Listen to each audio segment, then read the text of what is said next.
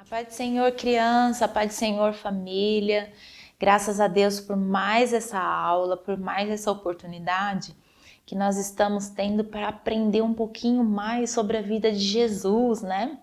E hoje é uma aula muito interessante que vai falar sobre um lanche para uma multidão.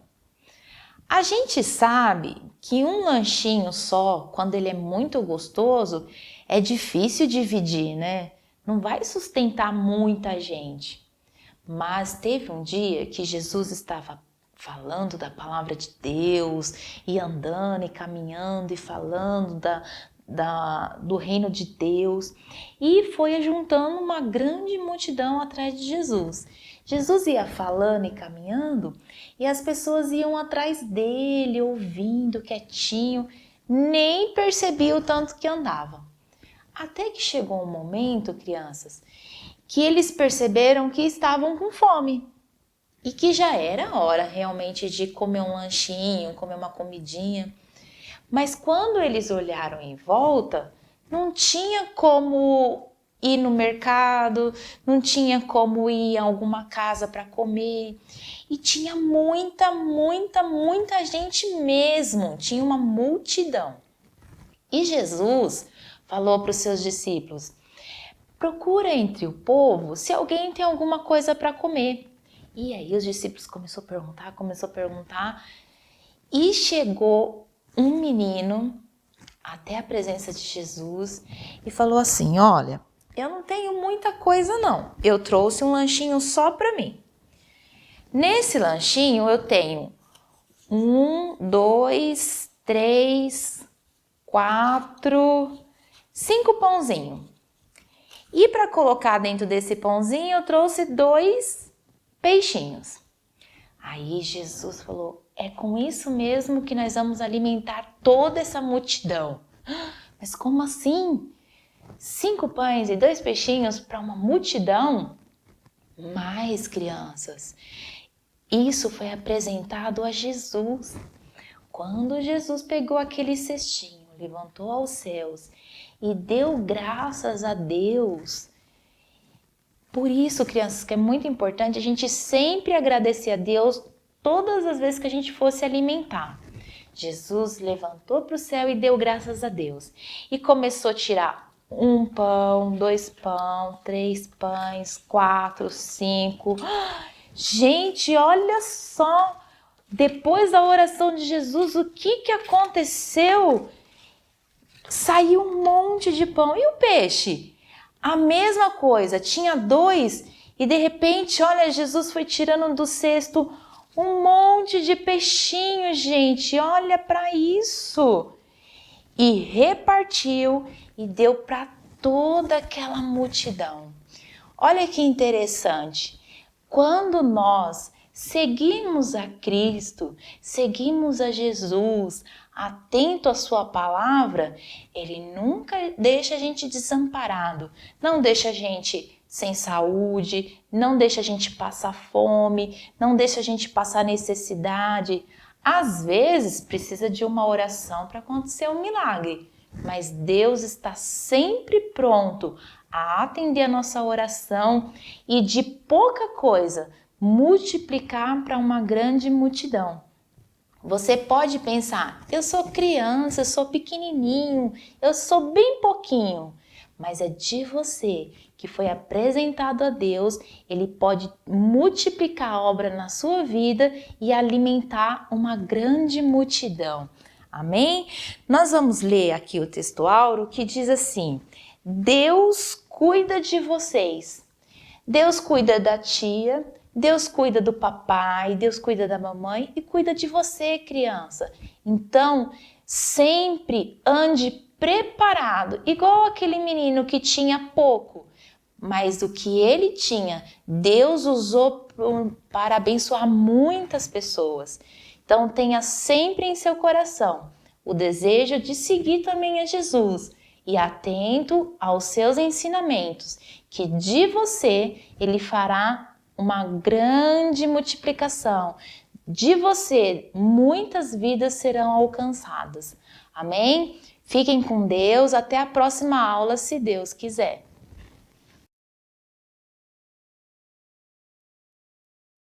Paz do Senhor, crianças, paz do Senhor, famílias.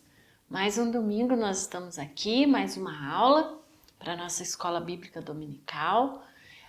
Na revista Saber Mais, com o título História de José. Já aprendemos bastante com essas histórias, com o nascimento de José, com o seu crescimento, com a sua família. E a nossa lição hoje é a de número 5 e o título dela diz assim: José é vendido como escravo. O nosso texto do dia nós vamos encontrar lá no livro de Jeremias, capítulo 29, versículo 11, que diz assim: Só eu conheço os planos que tenho para vocês. Sou eu, o Senhor, quem está falando. Nesse texto do dia nós vemos que Deus conhece a nossa vida, conhece os planos que Ele tem para a gente, planos bons, e que Ele que está falando. Isso foi também com a vida de José, serve para a nossa vida nos dias de hoje, e também foi com a vida de José, que conhecia e sabia perfeitamente os planos que ele tinha para a vida de José.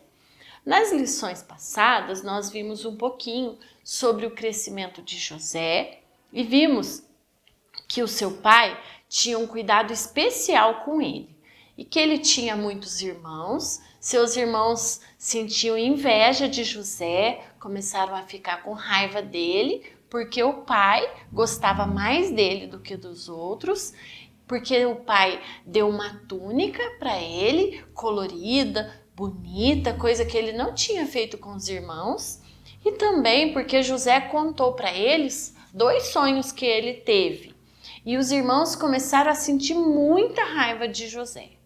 E nessa lição, nós vamos ver um pouquinho sobre essa raiva deles, porque não foi tratada pelo Senhor, não foi colocada diante de Deus, todo aquele sentimento que eles tinham.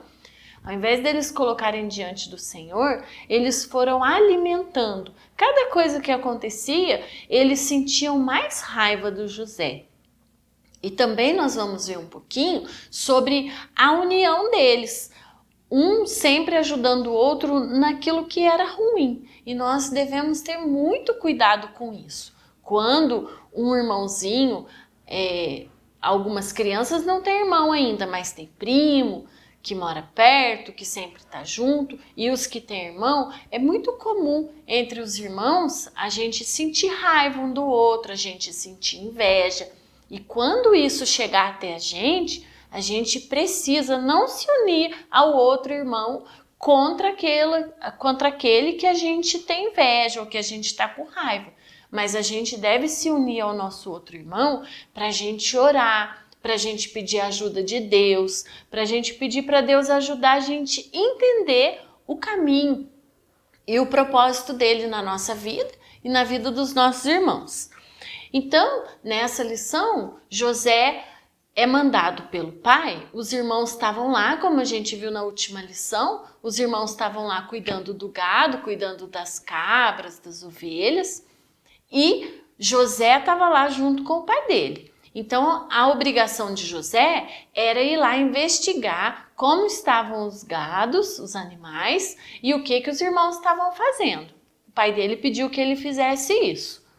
E José foi, então, não encontrou eles onde o pai falou que eles iriam estar, encontrou um outro homem que falou eles foram lá para Dotã.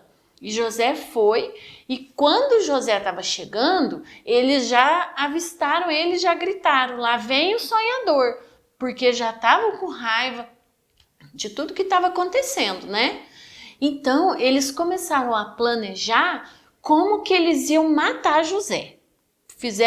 Começaram a conversar entre eles, e aí o irmão mais velho de José falou assim, não, nós não vamos matar José não. Aqui tem um poço no meio do deserto, o poço não tem mais água, nós vamos jogar José lá dentro. Vamos acabar com ele assim. E quando José chegou perto, eles agarraram José, arrancaram aquela roupa bonita dele que o pai tinha dado, então jogaram José nesse poço. A ideia do irmão mais velho era jogar José lá, porque mais tarde ele ia lá e ia tirar José. Mas o tempo foi passando e ele precisou fazer algumas coisas, e nisso José, dentro do poço, vinha passando alguns comerciantes ismaelitas. E quando eles vinham vindo, os irmãos então mais novos tiveram a ideia de vender José.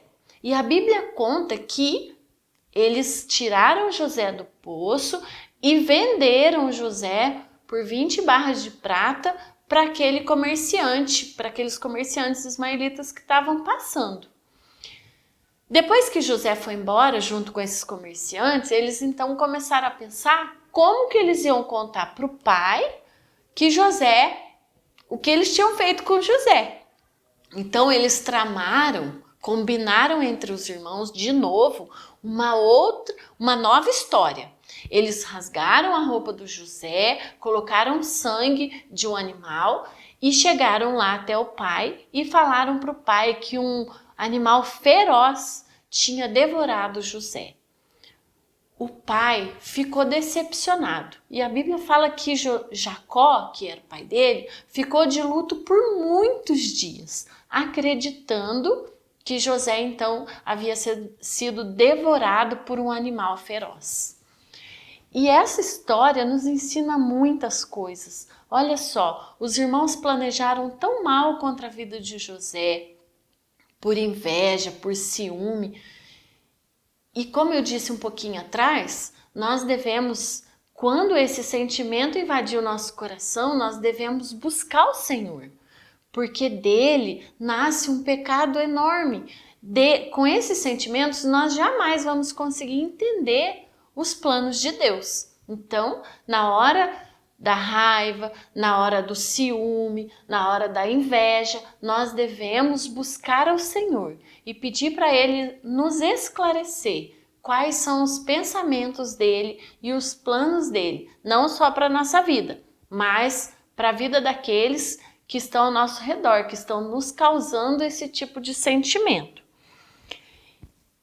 E nós também devemos pensar antes de falar para os nossos amigos, para os nossos irmãos, para os nossos parentes, aquilo que Deus tem para as nossas vidas. Porque um dia pode ser que nós tenhamos inveja ou ciúme de alguém. E outro dia pode ser que pelas nossas palavras, pelas nossas atitudes, outros tenham ciúme e inveja da gente. E isso pode causar um transtorno na vida nossa, na vida de muitas pessoas. Que nós possamos entender os planos, os pensamentos e os caminhos de Deus para nós e para aqueles que estão ao nosso redor. Amém? Um beijo e até a próxima semana, em nome de Jesus.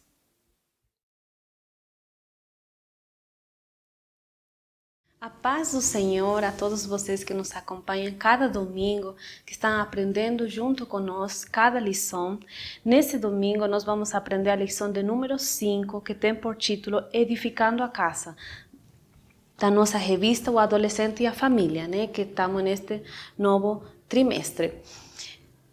A lição Edificando a Casa vai fazer referência à seguinte pergunta: é possível ter um lar feliz? É possível ter um lar cheio de paz? Muitas das vezes vocês adolescentes, têm a tendência de pensar que o lar do coleguinha é muito melhor que o meu, que os pais do coleguinha são mais legais que o meu, que o lar do coleguinha é mais perfeito, mais maravilhoso do que o meu. Mas aí nós vamos aprender nessa lição que para chegar a ter esse lar perfeito, né, para chegar a ter esse lar de paz, é importante edificar. Assim como qualquer pessoa, quando inicia sua vida, forma a família, precisa buscar um lugar onde morar, começa a edificar para ter essa casa linda que a gente vê, ela precisou ser edificada, ela precisou ser trabalhada, ela precisou ser levantada, erguida. Então, isso que vai falar a lição de número 5. Como que nós fazemos para edificar uma casa, né? Um lar harmonioso, um lar cheio de paz, um lar cheio de felicidade e de amor. A mensagem valiosa está no livro de João, capítulo 15, versículo 12, que está escrito: o meu mandamento é este, que vos ameis uns aos outros, assim como eu vos amei. A verdade aplicada vai falar que os sentimentos construtivos tornam a vida em família agradável a Deus e aos homens. Então, para ter essa casa perfeita, né? Para ter essa casa como meu coleguinha tem, nós precisamos cultivar sentimentos construtivos. E um desses sentimentos é o amor do um pelo outro, o amor entre os membros da família. E esses sentimentos, eles brotam no coração, seja bom, seja ruim, esses sentimentos brotam no coração e é espelhado nos relacionamentos. Então, essa casa, esse lar, se está sendo ruim, muitas das vezes somos nós o culpado, porque estamos cultivando sentimentos ruins e esse sentimento ruim está brotando no nosso relacionamento com os irmãos, com nossos pais, com nossos seres queridos. Então, para cultivar os sentimentos construtivos, para que seja edificada essa família, é necessário ter o Espírito de Deus. É a peça fundamental. Nós tendo o Espírito de Deus, ele nos ajuda a administrar esses sentimentos e as atitudes. Sempre vai vir sentimentos ruins, porque a carne nossa nunca se converte, né? Tem essa luta espiritual com nossa luta carnal. Mas nós temos que decidir que seja Deus governando nossa vida, governando no nosso sentimento, governando nas nossas emoções. E no tópico 2 nós vamos aprender sobre os pilares desse lar cristãos. Tem muitas coisas que fazem parte desses pilares, mas a revista vai tratar de 4 pontos importantes. O primeiro é a verdade. Não existe relacionamento, não existe lar se não existir a verdade, né? Porque a mentira ela vai corromper os fundamentos do lar. Então é importante você, adolescente, sempre ir com a verdade. Mesmo se significando que você fez alguma coisa e vai sofrer consequências por isso, mas é melhor o preço da verdade do que a mentira, que em algum momento ela vai sair à luz, né? Então a verdade é um dos pilares importantíssimos do lar. Você tem que criar essa confiança com seus pais. Como nós já falamos nas outras lições, a pessoa que mais quer seu bem é seus pais. A pessoa que de fato te ama e te corrige e te disciplina por verdadeiro amor são seus pais. Então é importante você sempre ir com a verdade. Outra coisa importante é o respeito, né? Se nós queremos que nossos pais nos respeitem, que entendam nosso momento, que a gente está vivendo, da nossa adolescência, os hormônios, de todas as emoções difíceis, todas as inseguranças que nós estamos passando e tal, é importante nos respeitar para ter o respeito deles também. E, por último, as 2 outras coisas é a gratidão e a bondade. A gratidão, nós estamos agradecidos, né? Porque Deus realmente, Ele nos colocou, nos deu o pai e a mãe de acordo à nossa condição, né? Nós temos o pai e a mãe que de fato vão saber nos direcionar, nos encaminhar no caminho de vida. Então você tem o pai de acordo à tua condição, você tem sua mãe de acordo à sua condição. Outro pai, outra mãe não daria certo para você. Deus é perfeito, Deus nos ama, Deus nos conhece desde antes de nos formar no ventre. Então é importante você ser grato a Deus pelos pais, pela mãe, pelos irmãos, pela família, pelos avós, a família que você está inserida e ter a bondade, né, a disposição para sempre estar fazendo bem. E assim você vai ter esse lar maravilhoso. E para terminar essa edificação dessa casa, é importante nós ter a hospitalidade.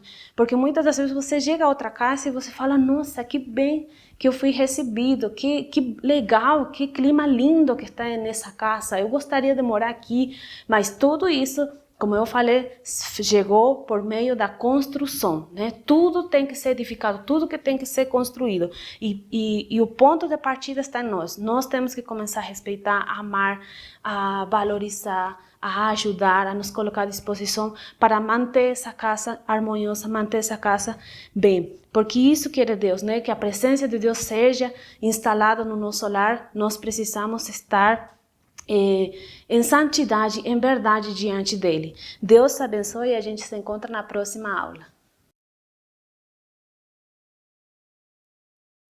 Paz do Senhor, irmãos, a paz do Senhor, irmãs.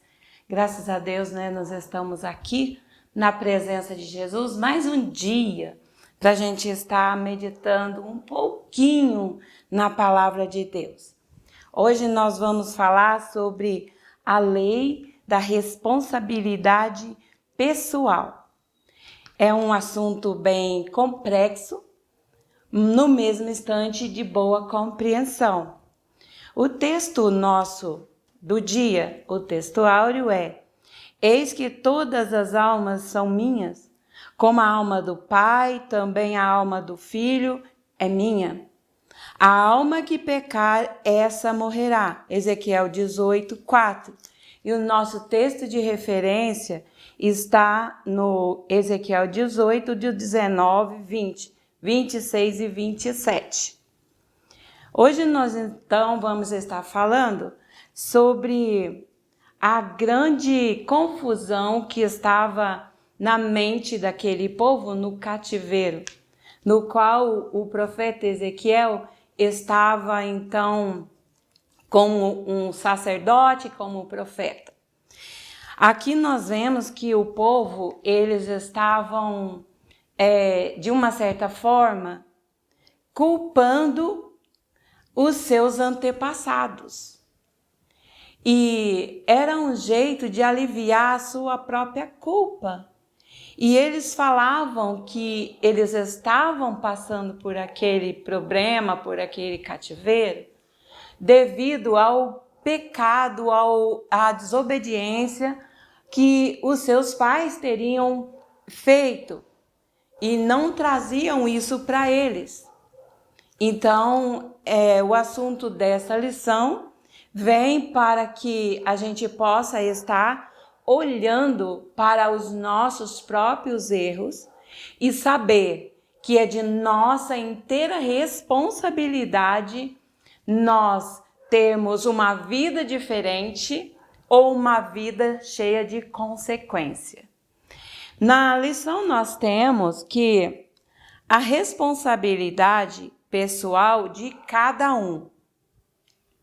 A responsabilidade é minha. A responsabilidade é o seguinte: nós temos a tendência ao pecado, à desobediência. A tendência, mas nós temos o escape e o favor de Deus em estar regenerando o nosso coração no momento em que nós olhamos para os nossos erros, para os nossos pecados, reconhecendo como nós, buscando ajuda então em Cristo, para que Ele venha purificar nossa vida, purificar do pecado e nos dar nova visão de vida.